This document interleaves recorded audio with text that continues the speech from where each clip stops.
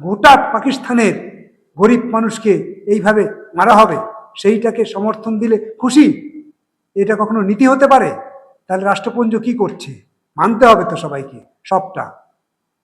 সেটার যদি আপনি না মানেন, তাহলে আপনি যখন বুঝছেন, ওরা যখন বুঝছে যে বামপন্থীরা ঠিকঠাক বলছে, তখনই কিন্তু এই জিনিসকে ওরা নিয়ে আসছে। আপনি ভাবুন না, এই যে যুদ্ধ হচ্ছে, বলুন তো দেখি, এটা আগে এই যুদ্ধের নামকরণ করা ছিল না? আমরা বলতে পারি না? প্রশ্ন আসবে না? কেন সিঁদুর করলেন আপনি? ভারতবর্ষে শুধু সিঁদুরের লোক বাস করে? হিন্দুরা বাস করে, মুসলমান, শিখ, জৈন, খ্রিস্টান, আদিবাসীরা নেই? তাহলে তুমি সিঁদুর নিয়ে আসলে উদ্দেশ্য কি বুঝতে বাকি থাকে?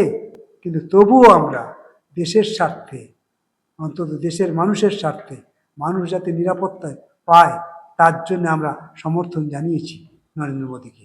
এক্ষেত্রে আমরা রাজনীতি কোন দিকে মোড় নিচ্ছে সেটা আমরা ভাবিনি, কিন্তু এটা তো মানুষের মনে প্রশ্ন।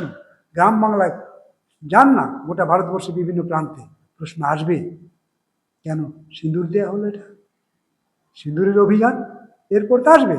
আমি বলে রাখছি আজকে নিরাপদ সরকার, আমার পার্টি বলেনি, কিন্তু আমি বলছি নির্বাচনের সময় ওই বিজেপির নেতারা সব বলবে, আমরাই তো সিঁদুর রক্ষা করেছি মা বোনেদের, তোমরা এবার আমাদেরকে রক্ষা করো।